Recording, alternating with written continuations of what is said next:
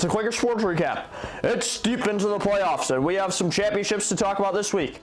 Last week, I stopped by girls lacrosse, softball, and boys lacrosse, which I'll tell you about all of them next, starting with softball.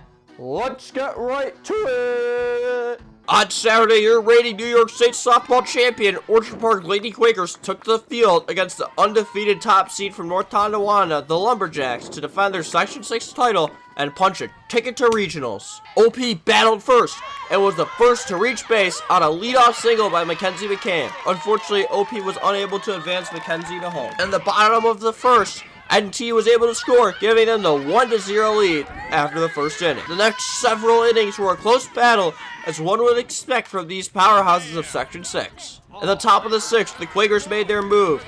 Emma Gibson started things off with a well-placed single down the third base line. Up next, Maddie Dombeck blasted a round tripper to center field to put the Quakers up 2-1. Ella Hernandez then ripped a double deep to get into scoring position. Pitcher and 8th grader Brooklyn Meegank then hit a single of her own to bring Ella Hernandez home, making it score 3-1 Quakers. An incredible bunt and sprint by Lady Babbage left the Quakers with runners on first and second base. Babbage turned on the Jets again, beating out a fielder choice at second off of a Maggie Canifer hit to load the bases with no outs. Unfortunately, North Tonawanda ended OP's rally with a strikeout and 2 force-outs at home, but OP entered the bottom of the sixth with a 3-1 lead. North Tonawanda answered, scoring 7 runs of their own to end the sixth. At the last out, North Tonawanda won the section championship 8-3, but I learned something interesting about the regionals after the game. I'm here with Coach Shermerhorn, and Coach,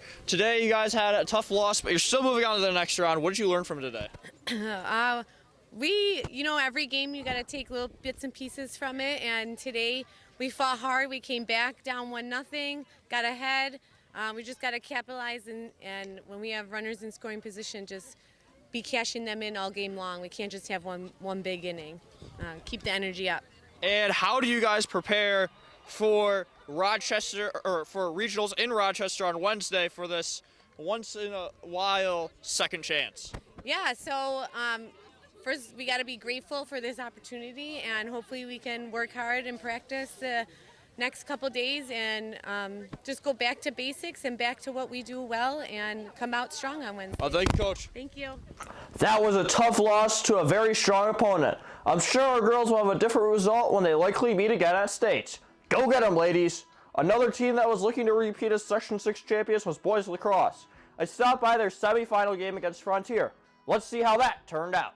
On Wednesday, your Orchard Park Quakers took to the field to face off against the visiting Frontier Falcons to play for their ticket to the Section 6 Boys Lacrosse Championship game. Frontier was additionally seeking to avenge its lopsided 18-2 loss to the Quakers 2 weeks prior. Jarek Bresky opened the scoring for the Quakers just 28 seconds into the game. Frontier tied the game at 1 at the 3:59 mark. Owen Wright wrestled the lead back at 5:33 into the quarter. Oliver Cromwell added to the Quakers' lead 59 seconds later with a nice shot to the upper right-hand corner of the net. Owen Wright made the score 4-1 for the Quakers at the 7:40 mark of the quarter to keep the team moving in the right direction. Frontier got back into the game with a goal at the 9:37 mark, making the score 4-2, a score which remained at the end of the first. Frontier cut OP's lead to 1 with a goal at the 3:20 mark of the second quarter.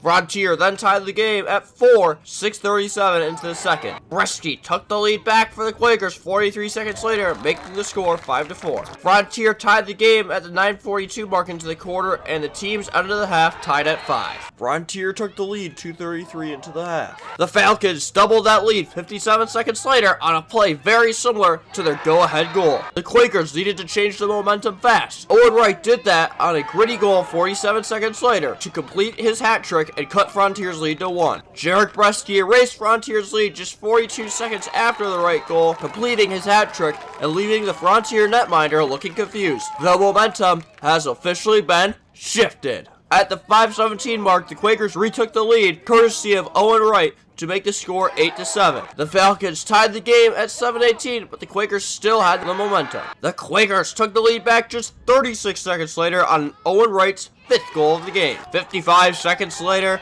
Dylan Buchheit doubled that lead to make the score 10-8. Wright scored his 6th goal of the game, 10:38 into the 3rd quarter, to increase the Quakers' lead to 3. He needed a full 24 seconds to notch his 7th of the game, making the score 12-8. 14 seconds later, Jarek Bresky fed Oliver Cromwell a beautiful pass, who whipped the ball home for his 2nd and the Quakers' 13th of the evening. The quarter ended with the Quakers up 13-8. All the Quakers needed to do was put in on cruise control to punch their ticket to the section finals game, but that's not Orchard Park lacrosse for you. Jarek Bresky opened the scoring in the 4th, fighting off 4 defenders and depositing the ball into the net. 2 minutes and 16 seconds in. 50 seconds later, Oliver Cromwell tallied his 3rd of the game to give the Quakers the 15-8 lead. 30 seconds after Cromwell's goal, Bresky scored his 5th of the evening to make the score 16-8 Orchard Park. Having not heard his name in a while, Owen Wright scored his 7th of the evening 4 minutes into the quarter to increase the Quakers' lead to 9. Not to be outdone, Bresky scored his 6th of the game a minute and 17 seconds later, making the score 18-8 and triggering the mercy rule. Oliver Cromwell scored his 4th of the game, 7:34 into the quarter, making the score 19-8. 20 seconds later, Dylan Buchheit took a nice pass from Owen Wright and converted it into his 2nd goal of the game, making the score 20-8. Frontier scored with just over a minute left, but the Quakers controlled possession to run out the clock for a 20-9 Quakers victory. After the game, I talked to Coach Michael and Weston Cummings about the comeback win and preparing for the championship game. I'm here with the boys varsity lacrosse team after a big 20-8 win over Frontier. And Coach, you know, in this game, you guys played with a little lack of confidence in the first half. You know, it was, at one point tied 8-8. One point it was 7-5. But the point I'm talking about is the middle of the 3rd when it was 8-8. And then you guys scored 12 unanswered after that. What did you tell the team in that moment? Or was it something internal in the team? Oh, it's absolutely internal. These guys play just like Weston and a lot of them, and they made a lot of little plays that ended up fixing the scoreboard, and we were very proud of them, but we got to keep it going. Do you think the reason why you guys were playing with a lack of confidence in the first half was because, or not lack of confidence, should I say, you know, the way, you know, making the mistakes you made was because you were too confident and you thought Frontier's kind of an easy opponent, or were you a little nervous? Definitely just took him too lightly, and we just didn't come to play. And when we finally did, I think the scoreboard showed that. What lesson do you take away from this game, you know, with the way you started and everything? How are you going to address that practice for future opponents? I think we focus on 3 fundamentals every day, and it's ground balls, riding and clearing, and passing and catching. We didn't do that in the first, so we're going to rep those fundamentals and bounce back, and we're going to use it as a teaching point. All right, and how do you prepare for your section game on Saturday against either Clarence or Lakeshore at 9 a.m.? You just get ready to go. It's another game, you know. It is for the sectional final, but it's another game. Guys like Weston and everyone's going to get ready to go, and we're going to get amped up at 9 a.m. ready to rock and roll. Here's a spoiler alert. The boys beat Lakeshore in the Section 6 finals and will now move on to face Victor at regionals. I am looking forward to cheering them on to victory in the game being played in Williamsville. But boys lacrosse wasn't the only Quaker lacrosse team looking to defend their Section 6 title. Girls lacrosse faced off against Frontier in the championship game. Let's see how they did. On Thursday, your Orchard Park Lady Quakers lacrosse team was looking to repeat as Section 6 champions against the Falcons from Frontier, a team that they came back to beat in double overtime thriller just 3 weeks prior. Seeking to avenge that loss and set the tone early, Frontier struck first with a goal of 5:04 into the first quarter. Orchard Park responded a minute and 44 seconds later when Juliet Polakowski scored her first goal of the game. It took Frontier a whole 17 seconds to regain the lead. Orchard Park had a quick response themselves when Polakowski scored her 2nd goal of the game just 41 seconds later. Ava Sirianni gave the Quakers a 3-2 lead when she scored at the 10:51 mark of the quarter, a lead which they held on to for the rest of the quarter. Ava Berry wrote her name on the scoring sheet 56 seconds into the second to extend Orchard Park's lead to 2. Frontier got a goal back 3:36 into the quarter after picking up a rebound off a nice initial save by Kendall Finbar. The Quakers brought their lead back to 2 when Morgan Hartog scored OP's 5th goal at the 5:55 mark of the quarter. Ava Berry scored her 2nd of the game just over 2 minutes later to make the score 6-3 Quakers. Ava Sirianni scored 57 seconds later to give the Quakers a 4-goal buffer, a buffer which remained as the horror ended in the first half. Frontier closed the gap slightly when they scored at the 1:24 mark of the third quarter. Morgan Hartong got that goal right back 33 seconds later when she busted through 3 Frontier defenders and whipped a shot past Falcons goalkeeper, making the score 8-4 Quakers. Ava Berry made the score 9-4 at the 9:31 mark of the third, and the rout was on. Lindsay Dana made the score 10-4, just 9 seconds left in the third. Morgan Hartong opened the scoring for the Quakers at 2:14 in the fourth, sneaking the ball by Falcons goalkeeper ankle high. Ava Berry scored 2 minutes and 16 seconds later on a beautiful catch and spin to make the score 12-4. The Falcons scored with just under 3 minutes later to cut the lead to 12-5, but there was no coming back for Frontier. Ava Berry scored her 5th goal of the game at the 8:50 mark of the quarter to make the score 13-5 Orchard Park. Natalie Stewart scored to close out the Quakers scoring 46 seconds later. After the game, I talked to Peyton Dean, Ava Sirianni, and Alexia O'Hara to talk about their championship win and their next game against the Section 5 champions. All right, we're here at the Orchard Park Quakers after a great Section 6 title win. The first question is, you guys had a few losses this year. You got blown out. To a lot of teams, that would be discouraging, but not to you guys. How did you guys stay encouraged throughout, even when you lost by blowouts? We knew we always had to work hard and keep our energy up during this game. We knew it was win or go home when playoffs came, and we used that to our advantage and really pushed ourselves and kept the energy high. Right, there's an old saying in sports, you can't beat a team twice. Not only did you beat Frontier twice, but you beat them by a blowout this time. What's the key to beating a team twice, since you guys are experts at it? I'd say the key to beating any team twice is just taking everything as a learning opportunity and just working as a team and doing the best you can. Obviously, a lot went well today. What do you think went the best? I think definitely our offense of getting open and just, always playing hard and never giving up. All right, and how do you guys prepare for regionals? Start practice next week and get excited. All right, thank you guys. I appreciate it. Great job, ladies. The team was impressive from the beginning right through the end. They'll be playing in Spencerport on Thursday. But boys lacrosse and softball weren't the only teams playing last week. Let's see how all of our other teams did. Softball lost on Saturday in the Section 6 championship. However, due to a coincidence that happens every once in a while, they will advance to regionals to defend their state title. Baseball ended their season narrowly losing to Clarence 2-1 in the section quarterfinals.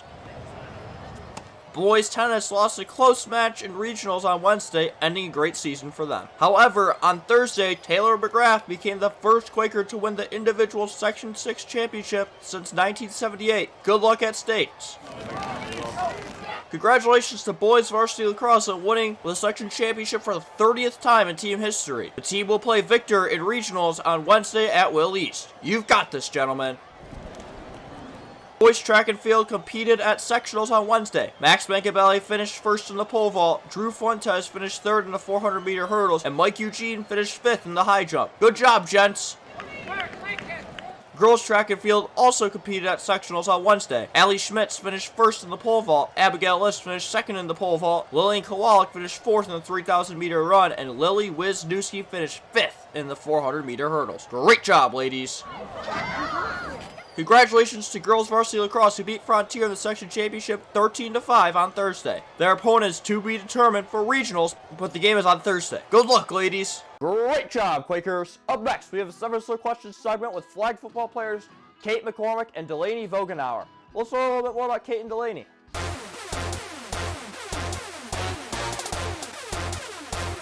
If you could make up your own class, what would it be and what would it be about? I'd probably do a class like something with sports or something. Oh, AP Gym. AP Gym? Yes, AP Gym. You would have to take a test to get into AP Gym. What would the exam be like during exam week? It would be like you would have to run around the track 5 times in a certain amount of time and just do all these physical activities. Jeez, that's quite the exam. What would you do? I think I'm going to go on the opposite end of the spectrum, AP Lunch. I was thinking that would be a good class. I would get a 5 on that exam. Oh, yeah. There's going to be a big feast at the end of the year, Thanksgiving level feast. You got to make, it's a big potluck at the end of the year. All right, that's the one AP class I'd be able to take. What is the hardest exam you ever took? Probably Algebra 1. I struggle in math a little bit, so. Did you pass it? I did pass it. I did too. I think I barely did. What's yours? Probably my AP World exam from last year. That was kind of tough. It was just long. It was like 3 hours long. What is your fondest memory of flag football? Honestly, I love the bus rides. That's the best. Playing the music, getting hype. We got McDonald's last game. What did you get at McDonald's? I got a hot and spicy McChicken and a 6-piece nugget and a Dr. Pepper. A hot and spicy McChicken. Wow. What did you? Not what did you get? What is your fondest memory of flag football? Wait, to go off of that, the last meet that we had away, we were like saying hi to people. Me and Delaney were in the back of the bus, and we were like saying hi to people on the roads. Maybe not that safe, but you know, we're spreading the Quaker love on the streets.